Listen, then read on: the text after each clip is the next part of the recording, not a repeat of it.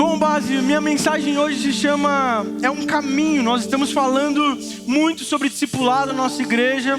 Nós temos agora séries de domingo que também falam sobre discipulado, sobre se tornar um discípulo de Jesus. E nós estamos vendo como é importante falar desse assunto, porque muitas pessoas se consideram discípulos, elas são chamadas de discípulos, mas poucos talvez sabem o que de fato é ser um discípulo de Jesus. Muitas pessoas não sabem nem o que a palavra discípulo quer dizer e como um discípulo tem que viver a sua vida, levar a sua vida, fazer parte daquilo que Deus está fazendo. Então hoje eu quero compartilhar uma mensagem com você que fala sobre a vida de um discípulo. A vida de um discípulo, diferente do que a gente costuma imaginar, não é uma vida estática, parada, que você é chamado por Deus, você se torna discípulo e pronto, agora você está salvo, sua vida está resolvida e você pode viver de qualquer jeito, você pode levar a sua vida de qualquer jeito. Não, a vida de um discípulo, ela tem etapas, ela é uma jornada. Nós ouvimos muito falar disso, uma jornada do discipulado, a jornada do discípulo. Então a vida do cristão, daqueles que desejaram viver com Cristo e agora passam a viver a vida de Cristo, ela não é uma vida que é estática, ela precisa estar em movimento. E eu tenho certeza que você, a partir do momento que decidiu viver para Cristo, já não é a mesma pessoa que você era antes disso. Eu tenho certeza que você a cada dia cresce, se desenvolve, se aprofunda, é transformado por Jesus, porque a pessoa de Jesus é extremamente transformadora. Então é impossível nós estarmos numa relação com aquele que nos transforma e não sermos transformados. Eu tenho certeza que você está em profunda evolução, sendo tornado a ser parecido com Jesus, porque esse é o chamado de Jesus para nós. E cristão fala sobre ser pequenos cristos. Então nós estamos vivendo para se tornar parecido com Jesus. E discípulo, a palavra no original quer dizer aprendiz. Discípulo quer dizer aquele que aprende de alguém, aquele que é ensinado, aquele que anda junto. Então ninguém que está aprendendo é formado de um dia para o outro. É uma jornada de coisas, é uma jornada que leva tempo, processo. Então hoje eu quero te mostrar um pouco mais sobre essa jornada do chamado a ser discípulo, aquilo que Jesus nos chamou para viver. O nome da minha mensagem é Chamado, Cruz e Missão.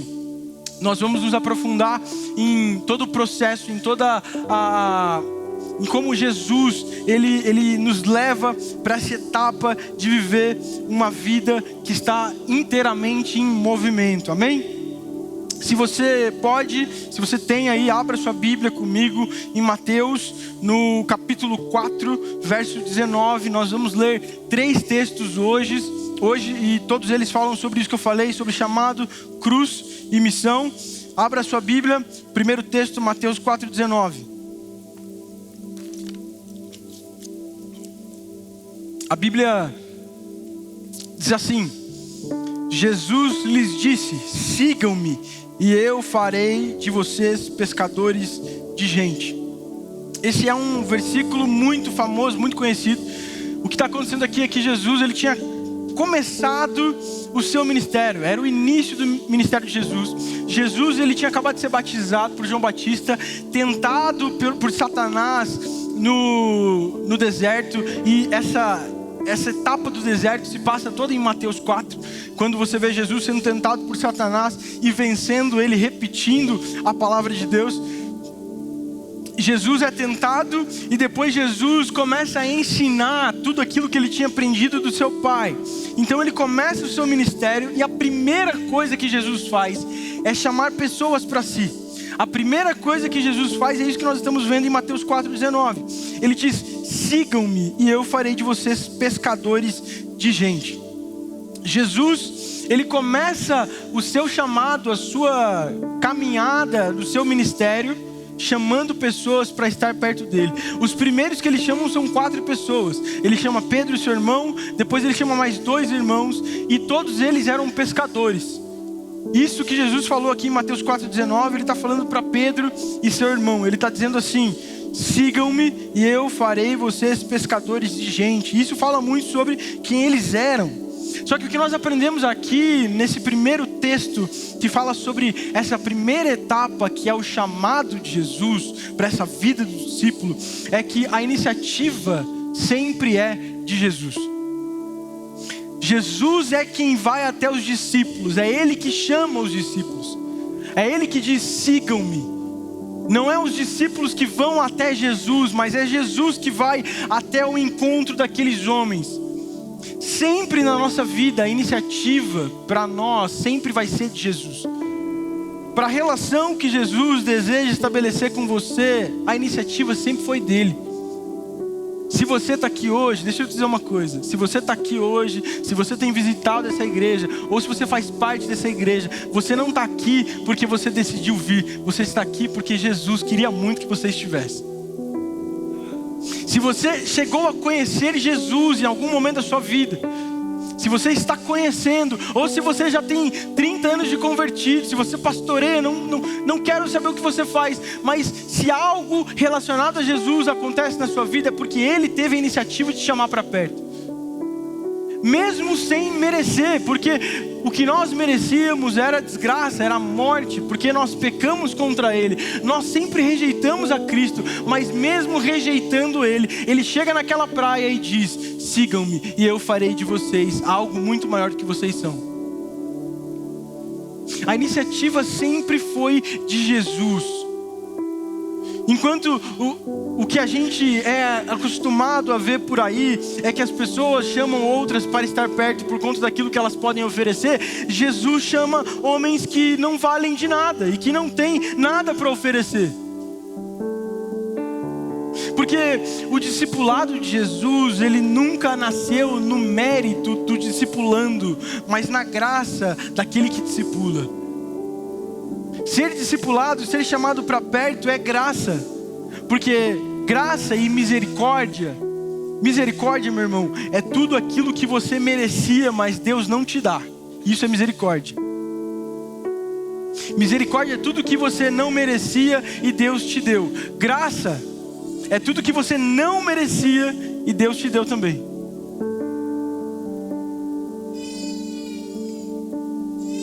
Então, misericórdia, você merecia muitas coisas, mas Deus te dá misericórdia.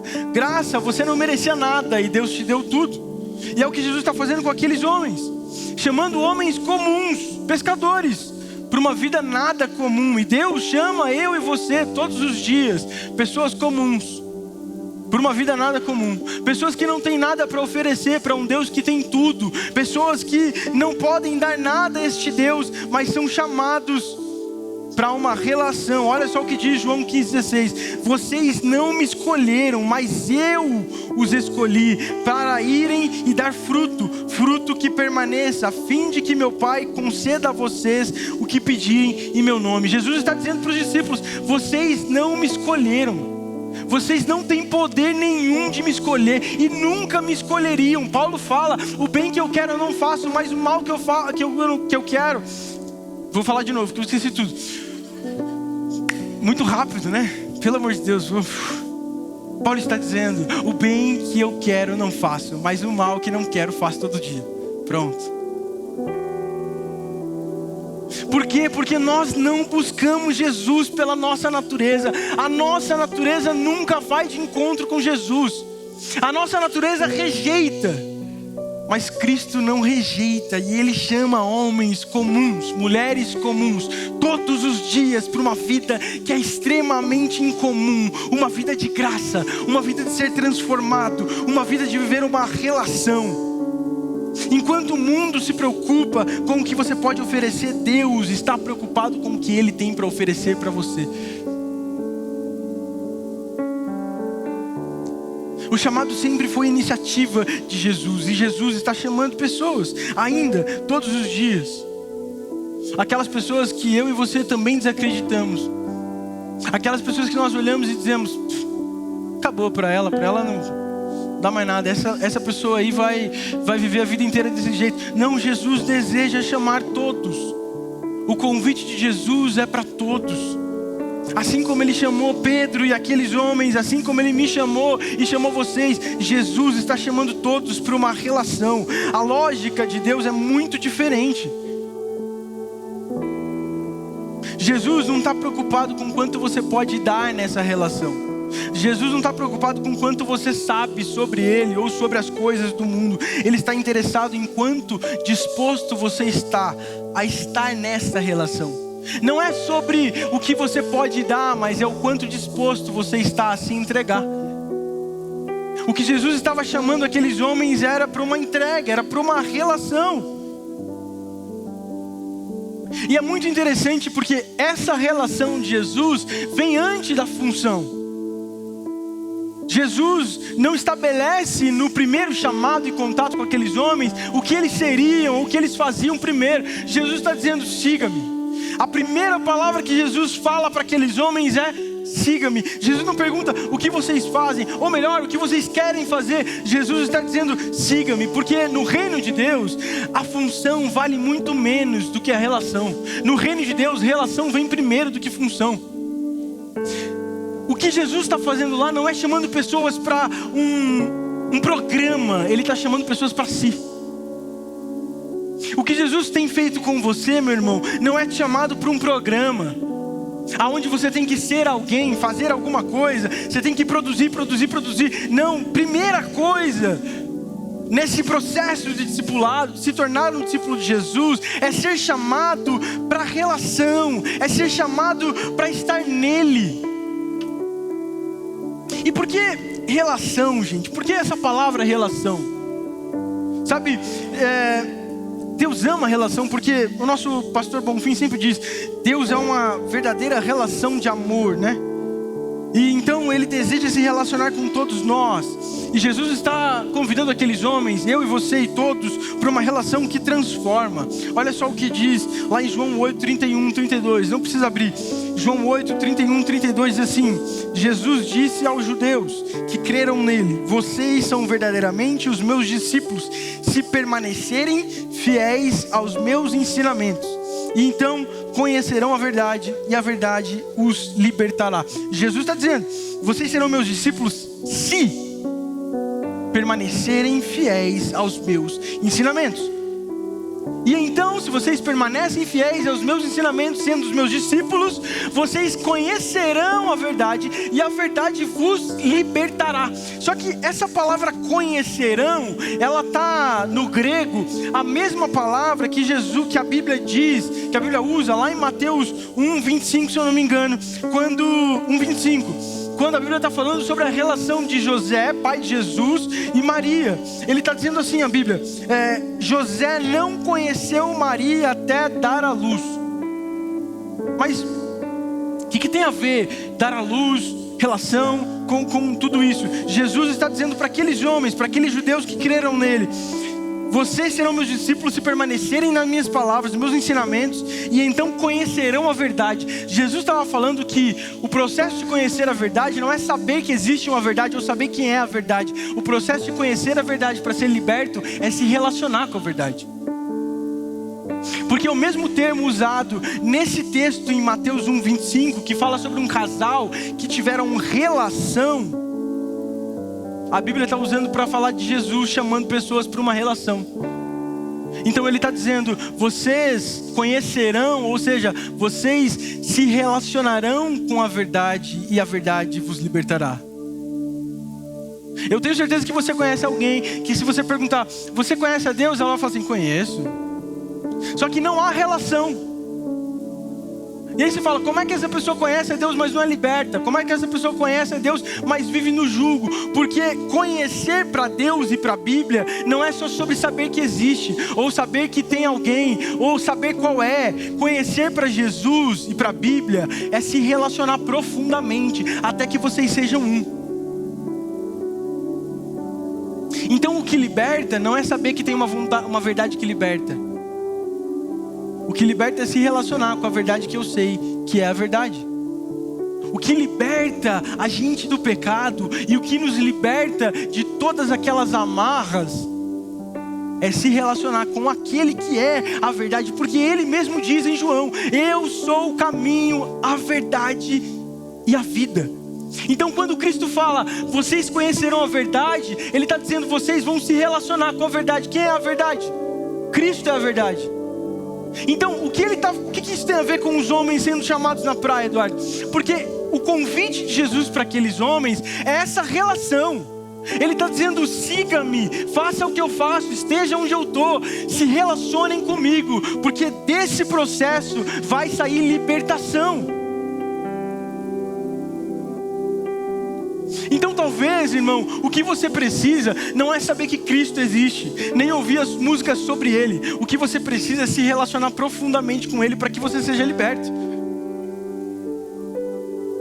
O que nós precisamos é realmente entrar de cabeça em uma relação, para que a verdade que é Cristo em pessoa, porque a verdade, gente, não é um termo. Esses dias eu vi um vídeo, eu não sei se vocês viram também, mas eu vi um vídeo de um cara famoso, de um humorista, e ele falou assim, ele estava num podcast, né? E no podcast todo mundo vira tudo que quiser, vira teólogo, vira qualquer coisa. E esse humorista, ele disse assim: não, porque a Bíblia diz, Jesus diz lá, conhecereis a verdade, e a verdade vos libertará. Porque Jesus estava falando que quando você sabe de alguma coisa, não é isso. Jesus está falando exatamente: vocês têm que me conhecer para ser liberto. Se você ler todo esse texto de João 8, se você ler um pouco antes, ele está indagando aqueles homens que não criam nele. Vocês não creem em mim, mas eu vim do meu Pai. Então ele está falando assim: eu sou a verdade. E depois, lá para frente, ele diz: eu sou a verdade e a vida, eu sou o caminho, a verdade e a vida. Então Jesus está falando: vocês têm que se relacionar comigo para que a vida de vocês seja liberta. O que Jesus está nos convidando hoje é para uma relação que não só inicia um processo, mas que liberta tudo aquilo que precisa ser liberto em nós. Toda a cadeia no seu coração, na sua mente, na sua identidade, em quem você acha que é, tudo isso pode ser liberto a partir do momento em que você se relacionar profundamente com Cristo, até que você seja um com Ele. Conhecer aqui é sobre relação. A vida do discípulo, então, meu irmão, não começa na atividade. A vida do discípulo não começa em fazer. A vida do discípulo não começa em pregar. A vida do discípulo não começa em nada mais do que na presença de Deus e da pessoa de Cristo Jesus. O chamado aqui para essa mensagem entre chamado, cruz e missão, o chamado aqui que é o processo inicial, que é onde tudo se inicia, não começa em fazer as coisas para Deus, mas em se relacionar com Ele. Porque escuta, tudo aquilo que você faz para Deus, fora de Deus, não tem valor nenhum. É por isso que Jesus vai dizer que muitos nos últimos dias vão chegar e dizer assim: mas Senhor, profetizamos em Teu nome, nós fizemos isso em Teu nome. Ele vai falar assim: eu não vos conheço, porque tudo aquilo que é fora todo filho que é feito fora da relação com Cristo é órfão, não vale de nada. Tudo aquilo que nós produzimos fora da relação de Cristo e da contemplação de quem Ele é, não vale de nada. Então muitas vezes estamos trabalhando, fazendo, produzindo, e isso não tem valor nenhum. Por quê? Porque não foi feito numa relação saudável com o Senhor.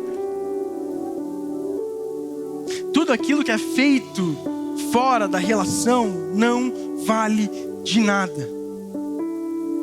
Então hoje eu faço um apelo para você: volte para um lugar da relação. Não importa o quanto você produz, não importa quanto tempo você faz o que faz, não importa quem você é, a primeira coisa para viver o discipulado de Jesus em plenitude é voltar para um lugar de relação com Ele e de profunda relação. Amém? Toma muito cuidado, porque às vezes o que nós fazemos se torna mais importante de com quem fazemos. Jesus, ele está estabelecendo uma jornada. Esse texto parece simples, mas ele estabelece uma jornada do discipulado. Primeiro relação, proximidade, intencionalidade, para depois ação. Primeiro próximo, primeiro me conheçam, primeiro sejam libertos, primeiro isso, depois sejam enviados para fazer. Jesus não quer só os seus talentos, glória a Deus pelo seu talento, glória a Deus pelos seus dons, mas Ele não quer só isso se Ele não tiver o seu coração. O que Jesus deseja de fato é a plenitude do seu ser, é o seu coração. E não importa, meu irmão, se ele está quebrado, moído, se ele está acabado, Jesus quer restaurar todo o nosso ser. E para isso é necessário estar próximo.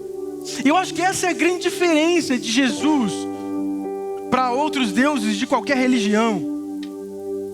Porque enquanto em outras religiões, para se chegar perto dos deuses, nós oferecemos coisas, nós fazemos coisas, nós limpamos o nosso corpo, se santificamos, fazemos isso e aquilo. Enquanto na verdade em outras religiões nós subimos uma escada para chegar até o Deus que está sentado em um trono, na nossa, em Cristo que é a verdadeira religião, em Cristo que é a verdadeira verdade, quem desce a escada para se encontrar conosco é Ele.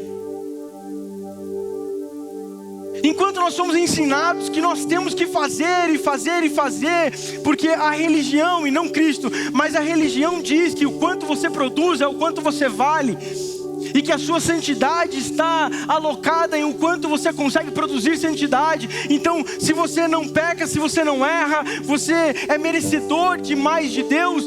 Jesus está falando na verdadeira verdade que é Ele. A relação começa com Ele descendo para nós, mesmo que rejeitando Ele, Ele está sempre disposto a estar próximo de nós. Essa é a grande diferença de Jesus para qualquer outra meia-verdade. A relação sempre começa com Jesus. Ela é muito mais importante do que qualquer função. Antes de ser pescadores de homens, que está no final desse texto, Jesus chama você para ser amigo dele. Então, antes de produzir qualquer coisa, Jesus chama você para um lugar de proximidade e relação. Mas esse chamado, ele não é só para uma relação que é estática, como nós falamos. A vida do discipulado, a vida do discípulo de Jesus, ela continua, ela é um movimento. Então Jesus está chamando você sim para uma relação, mas Ele está dizendo que Ele fará de você. Olha só o que a Bíblia está dizendo: sigam-me, eu farei de vocês. Então Jesus está dizendo que fará alguma coisa daqueles homens. E essa frase de Jesus aponta para um processo de transformação a partir de uma relação saudável com Cristo. Homens com rede nas mãos, eles são apenas pescadores. Na relação com Cristo, eles se transformam em pescadores de homens. Jesus não estava apenas apontando uma mudança, sabe, de localidade, mas uma transformação de identidade daqueles homens. Na relação com Cristo, na nossa identidade também é transformada. Seguir Jesus não é apenas mudar de local, de rota, da função, mas é mudar a nossa identidade, até de fato nós sermos aquilo que Cristo disse e criou a gente para ser. Jesus está olhando para aqueles homens que não valiam de nada, pescadores na beira da praia, e está dizendo: eu tenho um futuro para vocês. O que Jesus faz conosco é nos olhar todos os dias, mesmo que caídos, sem valor algum, e olhar e dizer: eu tenho um futuro para você. E Ele está dentro de uma relação. Jesus na Bíblia nunca transformou ninguém que não desejou ter uma relação com Ele. Ou o jovem rico chega até Jesus e diz: eu quero participar daquilo que o Senhor faz, eu quero estar junto com você. Então ele diz: então venda as suas coisas, dê ao pobre, siga-me. E o jovem rico diz: bom, eu não consigo. Então o chamado de Jesus não é uma imposição, é um convite. Jesus está chamando aquele homem para ser transformado, mas ele não consegue. Esses homens foram chamados naquela praia para serem transformados a ser quem eles nasceram para ser. Existem vários nomes que nós podemos citar aqui de homens que foram chamados por Deus e na relação com Deus mudaram totalmente o seu ser. Olha só, Moisés foi um deles, Pedro outro, Paulo, meu Deus do céu, de um assassino ao maior escritor do Novo Testamento. Jacó também foi um homem que teve até o seu nome transformado. Porque sempre que há uma relação entre Deus e o homem, algo transformador acontece. Eu duvido muito que você esteja no mesmo lugar que está desde que conheceu a Cristo. Eu tenho certeza que a sua vida tem sido transformada, não por esse púlpito, não por essas mensagens, não por esse lugar, mas por Cristo que te chamou. Amém? Jacó é o cara que mais me chama a atenção desses exemplos que eu dei. Porque Jacó, o nome dele, já era algo que definiria toda a sua história para o resto da vida. Jacó quer dizer agarrador de calcanhar, suplantador, enganador e várias outras coisas que querem dizer isso. Porque Jacó, ele nasce segurando o calcanhar do seu irmão, Esaú. Então eles são gêmeos, mas Jacó nasce segundo, nasce depois. E ele nasce segurando o calcanhar. Então dão o nome, porque eles tinham essa mania, né, de dar o nome para as pessoas que combinassem ou com o nascimento ou com aquilo que eles gostariam que a pessoa fosse. E eles chamam Jacó de suplantador, agarrador de calcanhar. Esse era o nome de Jacó. Mas então Jacó vive a vida inteira sendo um homem que engana os outros, que tenta passar a perna nos outros, que tenta roubar a identidade do seu irmão. Jacó, ele por muitas vezes, por duas pelo menos, ele engana o seu irmão para roubar aquilo que era de direito do seu irmão. Primeiro, o direito de ser primogênito, primeiro filho. Ele dá uma sopa de lentilha por esse direito, porque o irmão dele estava com fome. Depois, junto ao seu pai, que já estava velho, gagá, ele engana, coloca uma roupa, porque Jacó era peludo, para parecer o seu irmão. E quando o seu pai pergunta: quem é você? Ele responde: Esaú. Ele engana o seu pai para pegar a bênção agora. Seu pai o abençoa, e essa bênção, entre aspas, faz com que Jacó viva fugindo do seu irmão Esaú por anos. E aí de enganador ele passa a ser enganado, porque ele vai para a casa do seu tio. Aí o tio dele promete, se ele trabalhar 7 anos, ele casa com a menina bonita. Aí ele trabalha 7 anos, o tio dá a menina feia para ele, ele casa com a feia. E aí ele tem que trabalhar mais 7 anos para conseguir a bonitinha. Então ele era enganado, ele era enganador, ele virou enganado. Mas quando ele decide voltar e se reencontrar com o seu irmão, ele encontra com Deus no vale. E aí a Bíblia vai dizer que o anjo de Deus guerreia com Jacó. O anjo de Deus aqui pode ser visto como uma teofania, ou seja, Jesus, antes de ser Cristo, antes de ser o Filho de Deus, vindo de Maria, era o Deus em forma de homem. Então Jesus está ali naquele vale, saindo na mão com Jacó. A Bíblia fala que era uma briga. Eles estavam se batendo, até que Jesus, o anjo de Deus, fere a coxa de Jacó. E o que ele fez a vida inteira dele, ele continua fazendo. Não vai sair daqui enquanto você não me abençoar. Jacó era um homem que fazia de tudo por uma bênção. Só que diferente de todas as outras vezes, Jacó é perguntado: quem é você? E ele responde: eu sou Jacó. E é nesse momento que ele abraça a sua identidade, que Deus diz: então agora o seu nome se chamará Israel, porque lutou com Deus e prevaleceu. Jacó teve a sua história transformada, não em quem Jesus quis que ele fosse, mas em quem ele sempre nasceu para ser. O nome Jacó foi dado pela mãe e pelo pai, mas o nome Israel foi dado por Deus. O que nós estamos aprendendo aqui, com Jesus falando para aqueles homens, e aprendemos na história de Jacó, é que na relação com Deus, tudo, até a nossa identidade, é transformada a partir daquilo que Deus deseja. Então, meu irmão, minha irmã, eu não sei como está a sua identidade, eu não sei como as pessoas têm te chamado, mas tem um nome que está ecoando da boca de Deus, que é o seu nome, a identidade que Ele tem para você. E sabe aonde você vai descobrir isso? Na relação com Ele. É dentro dessa relação que nós descobrimos quem Deus nos chamou desde o ventre da nossa mãe para que nós fôssemos.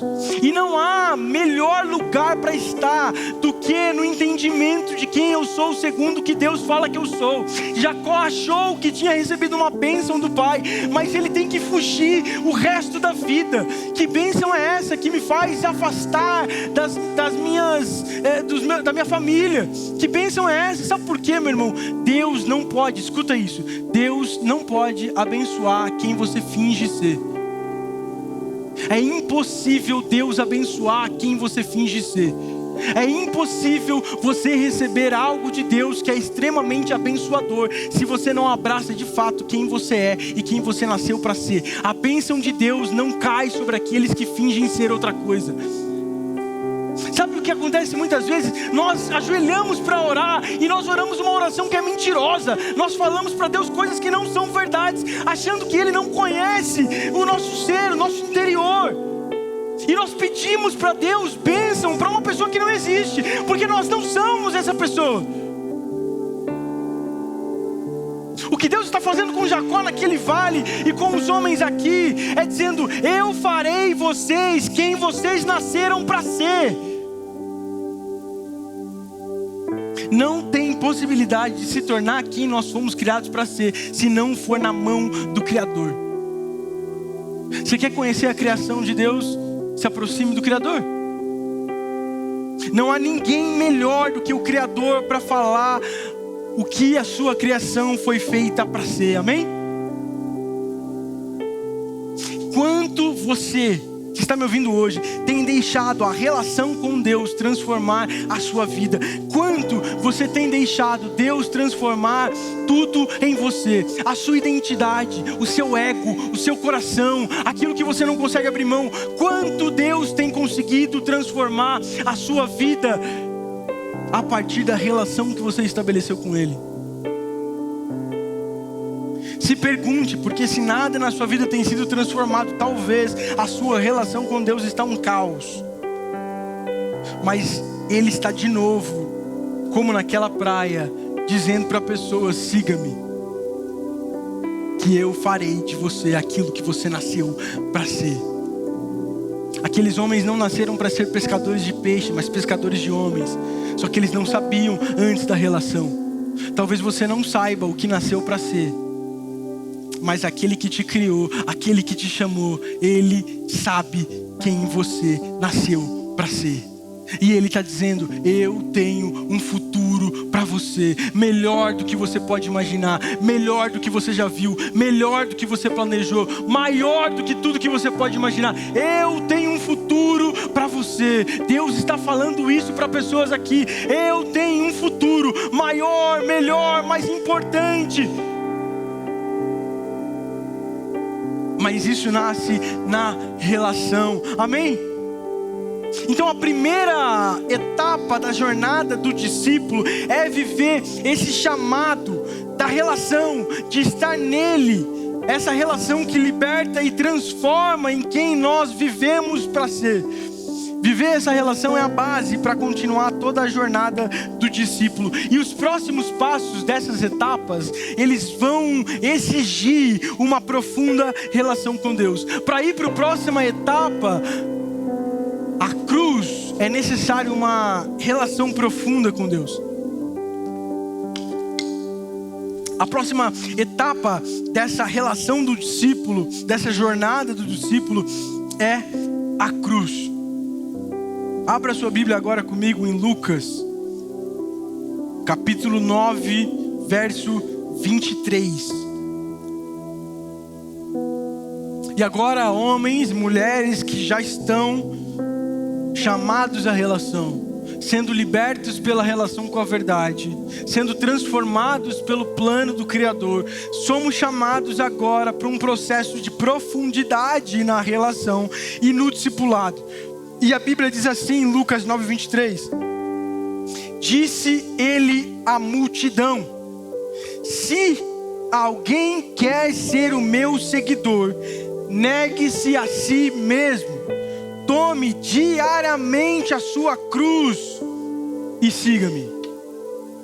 Então agora, o processo que Jesus está fazendo com aqueles homens não é mais apenas siga-me. Agora tem umas condições para o discipulado continuar. Ou seja, para ir para a próxima etapa, há agora algumas condições. Se antes eles foram chamados sem ter condições, agora há uma condição para continuar. Eu preciso que você faça isso. Negue-se a si mesmo, tome diariamente a sua cruz, e aí você pode continuar me seguindo. A Bíblia está dizendo que ele disse à multidão. O que está acontecendo aqui é que isso acontece depois de um dos milagres mais conhecidos da Bíblia, que é a primeira multiplicação de pães e peixes para mais de 5.000 pessoas. Jesus acaba de multiplicar pão e peixe, ele acaba de andar sobre as águas, isso é contado em Mateus 14. Jesus está andando sobre as águas, chega no barco, acontece tudo aquilo, Pedro afunda, tudo aquilo acontece, e aí eles estão do outro lado. Chega uma multidão, porque nós falamos muito que os discípulos de Jesus eram 12, mas existiam muitas pessoas que seguiam Jesus por onde ele ia. Por todo o seu ministério, Jesus foi rodeado de pessoas, e não eram só esses 12. Nós conhecemos eles porque a Bíblia deu nome a eles, e eles que foram os precursores do que continuou acontecendo para espalhar o Evangelho. Mas existiam muitas pessoas, então Jesus estava de frente a uma multidão.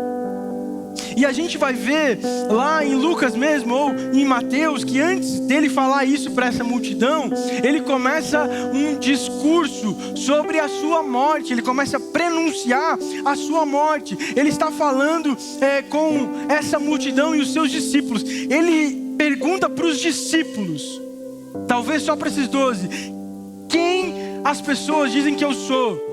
E aí começam a dizer, olha, uns dizem que você é Jeremias, Isaías, Elias, tá, e quem vocês dizem que eu sou? E aí Pedro responde, o Senhor é o Filho de Deus, é Cristo. E ele diz, foi o meu Pai que te revelou essa verdade. E logo depois dessa revelação que ele teve, ele começa a falar essas palavras aqui. Só que agora não só para os discípulos, a Bíblia diz que ele fala para a multidão. Ele vira para a multidão, que também eram seus discípulos, ou seja, seguiam Jesus. Ele vira para aquela multidão e fala, se alguém quiser vir após mim, negue-se a si mesmo, tome a sua cruz diariamente e siga-me. Sabe por quê? Porque essa multidão estava cheia de pessoas que seguiam Jesus por várias coisas. Então nós vamos ver que antes dessa multiplicação de pães e peixes, Jesus recebe a notícia de que João Batista tinha morrido. Ele vai até esse lado do mar, onde ele estava. Ele vai até para ficar sozinho, porque Jesus estava triste com a morte de João Batista. Ele está sozinho e uma multidão, que é essas 5.000 homens, sem contar mulheres e crianças, chegam até Jesus. E aí ele se compadece, cura todas essas pessoas. E aí depois ele multiplica pão e peixe, os discípulos alimentam essas pessoas. E esses mesmos são os que encontram Jesus depois do outro lado do mar. Muitas dessas pessoas estavam caminhando com Jesus por conta de quanto milagre, quanta abundância, de quanta cura e de tudo que Jesus podia fazer. É por isso então que ele pergunta para os discípulos, quem dizem que eu sou? E depois ele pergunta, quem vocês dizem que eu sou? Então eles falam, olha só, você é o Cristo. Porque o que diferencia, irmão, Jesus, o que diferencia discípulos verdadeiros de multidão, é porque você está seguindo Jesus. Se você segue Jesus por aquilo que Ele pode fazer na sua vida, por quanto Ele pode te dar, pela cura que Ele pode te entregar, você não passa de multidão. Aqueles homens foram perguntados, quem vocês dizem que eu sou? E eles estavam dizendo, você é o Cristo. Ou seja, nós te seguimos não pelo que você pode fazer, mas por quem você é. Os discípulos estavam acreditando que Ele era o enviado de Deus, aquele que foi dito por todos os profetas. O que acontece muitas vezes no nosso processo de discipulado é que nós se comportamos como multidão. Seguimos Jesus por tudo aquilo que Ele nos prometeu e pode fazer. Então eu sigo Jesus para ganhar uma cura. Eu sigo Jesus para ganhar um pouco mais de dinheiro. Eu sigo Jesus para ser liberto da minha ansiedade. Mas quando isso acaba, eu não preciso mais seguir Jesus. Eu posso voltar embora, porque minha barriga está cheia, meus problemas resolvidos. Mas deixa eu te dizer uma coisa, quem permanece é só os discípulos. A grande diferença de multidão para discípulo é que uma hora Jesus vai ter que mandar a multidão embora, e na presença dele permanecerão apenas discípulos. Multidão está interessada no quê? Discípulos se interessam em quem? É por isso que na multiplicação de pães e peixes, eu abro um parênteses aqui, na multiplicação de pães e peixes, a Bíblia está dizendo que Jesus, os discípulos chegam até ele e dizem: mestre, manda embora todas essas pessoas para que elas comam pelo caminho. E Jesus fala: não, deem de comida a vocês. E aí, nós não temos nada, então eles levam o que tinham até Jesus. Jesus multiplica tudo aquilo. Só que Jesus podia muito bem fazer com que cada pãozinho caísse no colo de cada uma daquelas pessoas. Mas Jesus entrega o pão para aqueles discípulos. E faz com que aqueles discípulos arrastem pão pela praia para alimentar todas aquelas pessoas. Imagina só, 5.000 homens, sem contar mulher e criança. Você imagina 5.000 mulheres, que seja 1.000, cheia de fome. O BO que isso aí não dá. A minha já me dá uma preocupação enorme. Você imagina 1.000 mulheres com fome.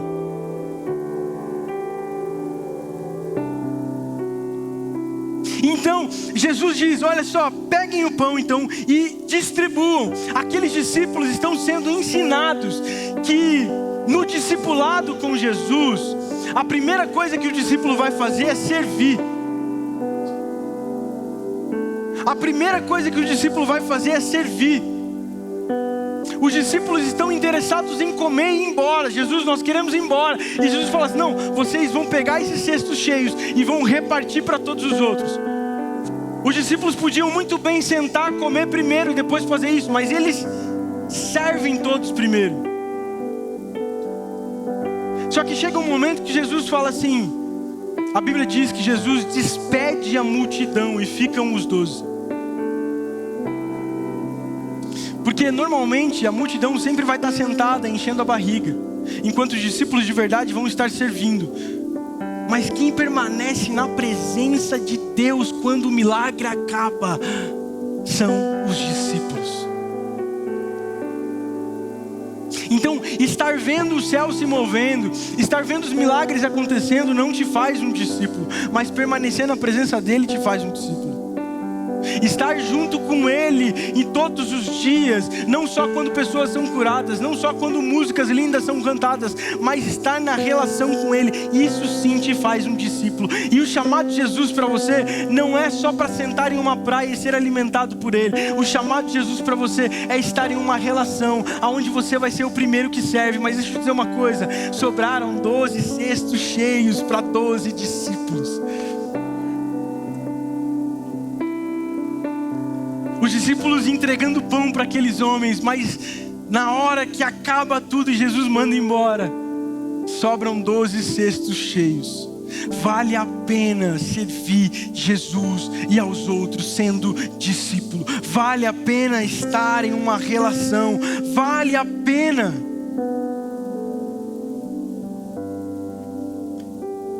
Jesus está nos ensinando que o que importa realmente no coração de um discípulo é por quem ele anseia. O que é que queima no coração do discípulo? E eu te pergunto hoje, por que é que você vem aqui todos os sábados, ou vai na sua igreja todos os sábados? O que te move é uma relação ou é aquilo que a relação pode te dar? É o presente de Deus ou a presença de Deus? A jornada agora não é mais sobre andar junto apenas. Ela é muito mais profunda. Jesus está dizendo que aqueles que desejavam, então aqui já quebra um paradigma. Esse chamado de Jesus, esse segundo chamado, não é uma coisa imposta. Jesus está dizendo, se alguém quiser, ou seja, se você quiser continuar me seguindo, negue-se a si mesmo. Então agora a jornada de Jesus está falando sobre negar-se a si. E negar-se a si não é desprezar quem você é, mas é se submeter voluntariamente ao desejo e à vontade de Deus para a sua vida, é abrir mão das próprias vontades para que a vontade de Deus seja feita e o nome dele seja glorificado. Jesus nos ensina isso lá no Getsemane. Jesus está dizendo: não seja como eu quero, mas sim como tu queres. Mateus 26:39. Ele está prestes a morrer e Jesus diz: não seja feita a minha vontade, mas a tua vontade. Jesus nos ensina que para viver aquilo que Deus deseja para cada um de nós, nós precisamos nos sujeitar à vontade de Deus. Irmão, para viver com Cristo agora, nesse próximo passo, morrer é o primeiro passo. Para viver com Cristo, morrer é o primeiro passo. Que loucura! Então agora quer dizer que para ter vida eu preciso morrer? Sim. Jesus está ensinando para aqueles homens: negue a sua vida para que a minha vida seja a tua vida. Quanto da sua vontade você tem aberto mão para viver a vida de Deus? Porque não basta só saber que Deus tem um futuro para mim, que Deus me chamou para ser pescadores de homens. Não basta só ouvir e ver que o Senhor tem uma nova realidade para mim. Eu preciso desejar, negar viver a minha realidade, os meus planos, para viver a totalidade do plano de Deus. Então muita gente para aqui. Eu entendi o que Deus tem para mim. Eu fui chamado, eu estou numa relação, mas eu tenho planos muito bons para a minha vida. Eu fiz um planejamento na minha planilha e isso tem que dar certo. Jesus está dizendo: negue-se a si mesmo, deixe tudo o que você planejou de lado. Eu tenho algo para você. Jesus está convidando aqueles homens para a morte. Isso é interessante. Será que nós estamos vivendo tudo que o Senhor tem para nós? Ou a nossa vontade, os nossos desejos têm paralisado tudo aquilo que você ouviu de Deus? Porque eu sei que, me ouvindo aqui agora, existem pessoas que muito tempo atrás ouviram nos seus ouvidos pessoas orando e declarando palavras sobre você. Sua mãe, seu pai, seus amigos. Você já ouviu do próprio Deus que a sua vida seria desse jeito e daquele jeito, mas parece que essas coisas não acontecem, porque um dia você decidiu viver a sua própria vida, não negando ela e vivendo aquilo que Deus tinha. O que Ele está dizendo aqui: para viver a totalidade dessa relação com Cristo, vocês vão ter que negar aquilo tudo que vocês trabalharam para construir. Para ir para esse próximo passo, para se aprofundar no que Deus tem, você vai precisar negar, abrir mão das suas convicções, deixar de lado tudo aquilo que você acredita que não faz parte do meu plano, para deixar com que o meu plano molde você a se parecer cada vez mais comigo. Quanto você tem negado para viver aquilo que Cristo tem para você? Quanto de você tem sido negado para que Cristo seja formado dentro de você? Quanto você tem negado da sua identidade que você acredita ser, que tem deixado com que a identidade que Cristo te chamou para ser não seja exposta em você? Quanto a sua vontade de viver uma boa vida tem atrapalhado Deus de fazer com que a sua vida seja boa de verdade, profunda. Jesus continua agora dizendo: tome a sua cruz. Essa frase é muito forte, porque hoje para nós cruz simboliza algo bonito. Nós carregamos no peito, né? Nós temos em alguns lugares da igreja, e cruz parece algo muito legal, mas eu quero esmiuçar essa passagem com vocês. Jesus está dizendo: tome a sua cruz. Jesus está dizendo tome, porque tomar é uma decisão voluntária. Ele não está fazendo com que ninguém seja obrigado a estar naquela relação, mas Ele está dizendo: tome a sua cruz. Tome, pegue para si, voluntariamente. Então, quem desejar viver o processo de discipulado comigo, essa próxima fase, precisa decidir voluntariamente. O chamado é um convite.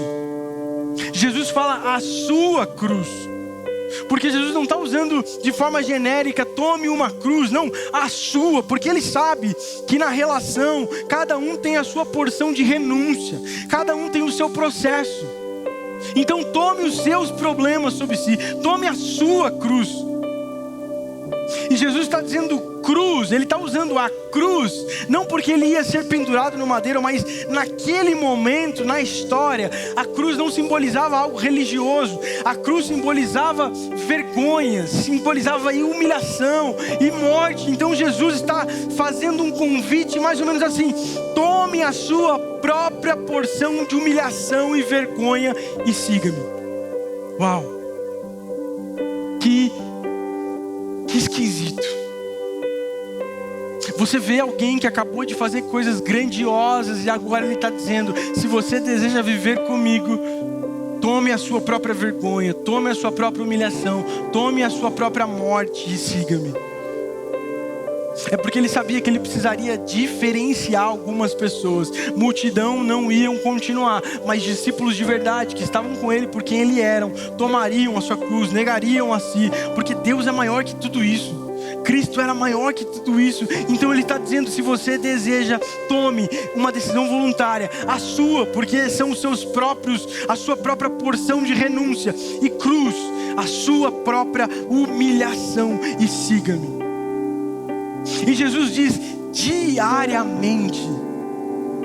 O ato de decidir por Jesus não é num culto ou numa conferência, é diariamente. Nós temos que tomar a nossa cruz, de novo negar-se quem nós somos, negar a nossa própria vontade, não só hoje no apelo, não só na conferência, não, mas negar todo dia, acordar e dizer: eu desejo viver a vida de Cristo, então hoje eu nego a minha própria vida para que Cristo viva em mim. Jesus, irmão, ele não quer ter dates com você, ele não quer ter encontrinhos bonitinhos com você, sabe, palavras bonitinhas, não. Ele deseja ter um relacionamento, é colocar uma aliança no seu dedo. Jesus não namora com ninguém, meu irmão. Jesus não faz isso. Ele deseja ter um relacionamento constante e diário, aonde você pode negar a sua própria vontade para que a vontade dele seja feita, aonde você pode tomar a sua cruz e viver aquilo que o Evangelho te chama para viver todos os dias. Mas a cruz, por mais que naquele dia parecia algo ruim, a cruz não simboliza o fim. Por mais que aqueles homens encontrassem a cruz como morte, para Jesus a cruz é o começo. Olha só o que ele está falando em Lucas 9:24. Se tentar se apegar à sua vida, perderá, mas se abrir mão da sua vida por minha causa, salvará. A cruz não é o final da história, a cruz é só o começo. O inimigo também pensava que a cruz ia ser o final da humilhação de Jesus, o final da história. Ele foi pregado no madeiro, mas é por conta dessa cruz que eu e você estamos aqui hoje. Porque a cruz para o Evangelho não é o final, não é vergonha. A cruz é vitória. A cruz é Ele vencendo a morte, é Ele nos dando vida novamente. Se para aqueles homens a cruz simbolizava vergonha e morte, para um discípulo é sinal de honra e de vitória. Tomar a sua cruz não é morrer. Tomar a sua cruz é ter a oportunidade de viver de verdade.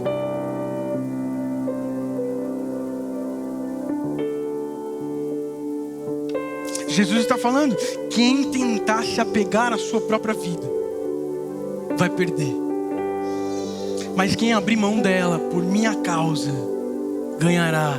E ele não está falando aqui sobre uma vida vivida aqui, mas é sobre uma vida de eternidade, de relação com aquele que é tudo o que nós desejamos. A cruz é o começo. O verdadeiro discípulo, ele não visita a cruz, ele carrega a cruz. Amém? E então depois disso tudo, nós chegamos à missão. Então agora nós passamos por o processo, as etapas de Jesus no discipulado. Nós fomos chamados, aqueles homens foram chamados. Eles então foram colocados em uma relação que libertou, que transformou. E depois disso eles foram chamados a ser profundos. a negar-se a si para viver a totalidade de Cristo, a carregar a sua cruz e seguir agora profundamente aquela relação. E agora então Jesus entende que o próximo passo de um discípulo não é apenas está tudo bem, e agora que eu sei de tudo, fui salvo, estou bem com Jesus, estou pronto para morrer, as coisas vão acontecer, está tudo bem, acabou. Não, Jesus está dizendo que agora tem um próximo passo, é missão. Como eu disse, o discipulado não é estático, mas ele continua se movendo. É algo que não termina. Abra sua Bíblia comigo em Mateus 28, 19 e 20. Mateus 28, 19, 20. Talvez esse é um dos textos mais conhecidos pela nossa geração. É o que a gente mais tem ansiado. A gente fala muito disso. Eu quero compartilhar com vocês algo sobre esse texto. Mateus 28, do 19 ao 20, diz assim: portanto, vão e façam discípulos de todas as nações, batizando em nome do Pai, do Filho e do Espírito Santo, ensinando-os a obedecer tudo que eu lhes ordenei. O discipulado de Jesus, a jornada do discipulado não acaba em você. O chamado começa no vem e segue-me, mas continua no ide. Depois de chamar aqueles homens, estabelecer uma relação, ensiná-los a morrer, Jesus está comissionando os mesmos para replicar tudo aquilo que eles aprenderam dessa relação. A melhor forma de viver o Evangelho é repartindo com todos tudo aquilo que nós recebemos primeiro de Jesus. Escuta, o discipulado de quem segue morre, mas não é enviado, é incompleto. O discipulado de quem vem, ouve, obtém, mas não sai para fora, não é enviado, é incompleto. Jesus não chamou você para assistir uma programação. E ao vivenciar a relação com Jesus, a relação do discipulado, nós somos naturalmente lançados para a missão. Eu duvido muito de quem diz viver essa relação, mas não chora pela cegueira do próximo. Talvez aqueles que dizem viver essa relação e não choram pela cegueira do próximo, estão cegos também. Tão cegos quanto aquele que está lá fora. Porque é impossível você experimentar a relação, ser discípulo de Jesus e não chorar por aqueles que não vivem isso ainda, sabendo que Jesus deseja alcançar todas as pessoas. Então nós ficamos esperando que algo aconteça para que nós possamos começar a viver o processo de missão, achando que algo deva acontecer em nossas vidas para viver isso, mas Jesus está dizendo para aqueles discípulos: vão e façam discípulos. O envio, ele não é solitário. Você não está sozinho no envio de Jesus. Mateus 28, 20 vai dizer, Jesus está dizendo: eu estarei sempre com vocês até o fim dos tempos. Então o envio de Jesus para os discípulos, para nós, ele não é solitário. Sabe, as pessoas podem até rejeitar os seus argumentos, os argumentos de Cristo, mas é impossível o mundo negar o seu testemunho. As pessoas podem negar o que sai da sua boca, mas é impossível negar aquilo que está enraizado em você. Atos 1:8 diz assim: mas receberão poder quando o Espírito Santo descer sobre vocês e serão as minhas testemunhas. Então Jesus está dizendo que para cumprir o ID é necessário uma só coisa: o Espírito Santo nos revestir de poder para que sejamos enviados. Não só como contadores de história, mas agora como uma testemunha de uma realidade. Então, do que nós precisamos para a missão? Daquilo que foi inaugurado em Atos 1:8. a descida do Espírito, para fazer com que eu e você não nos tornemos só apenas contadores daquilo que aconteceu, ou leitores de uma palavra, mas testemunhas de uma realidade. Ninguém ali, daqueles discípulos, foram enviados para dizer sobre algo que eles apenas achavam que sabiam, mas testemunhar uma verdade de carne e osso, que morreu, mas está vivo. O envio é para testemunhar uma realidade, é para testemunhar uma relação. O ID só é possível, pois o Deus Emanuel, o Deus conosco, vai junto conosco. O ID só é possível porque Jesus está falando: eu estarei com vocês. E quando Ele promete o Espírito Santo, Ele diz: o outro Consolador. Ou seja, essa palavra outro quer dizer um igual. Jesus está dizendo que Ele mandaria alguém igual a Ele, e esse é o Espírito Santo. Então agora nós somos comissionados e empoderados pelo Espírito para viver a plenitude da jornada do discipulado, que é contar aos outros em forma de testemunha aquilo que vimos, aquilo que ouvimos e principalmente aquilo que vivemos. Quem só é chamado, mas não toma a cruz, acaba apenas admirando Jesus sentado na sua cadeira. Quem toma a cruz, mas não testemunha, vive um evangelho incompleto que fecha-se em si mesmo. Mas quem aceita o chamado, abraça a cruz e se deixa enviar, esse vive a plenitude do discipulado de Jesus. Cristo nos chama para perto, nos molda na cruz e nos envia para o mundo como verdadeiras respostas. Fique de pé.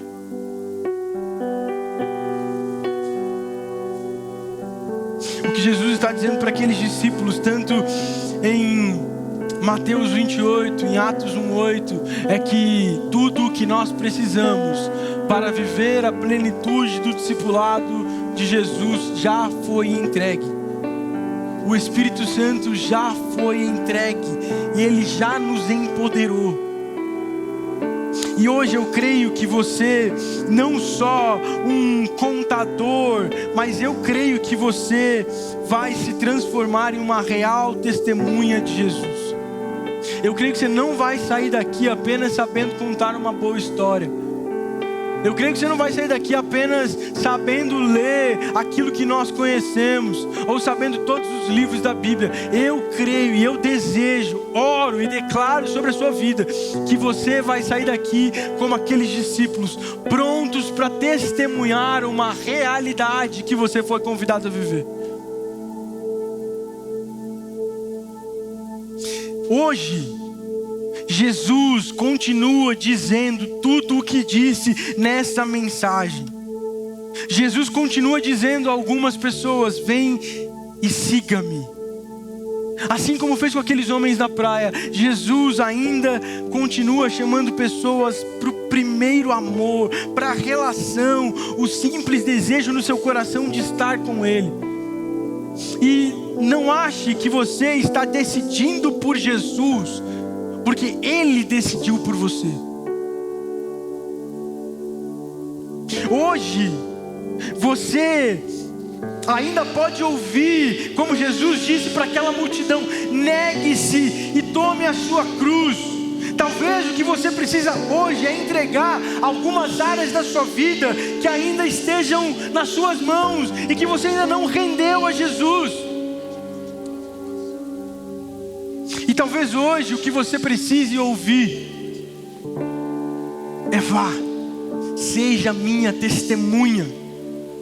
Talvez o que você precisa é ser enviado por Jesus para viver algo diferente aonde você está. Viver a missão de Deus dentro da sua casa, da sua faculdade, do seu trabalho, da sua empresa, do seu núcleo. Talvez o que você precise é de um empurrãozinho dizendo: o Espírito Santo já está aí, você pode ser uma testemunha.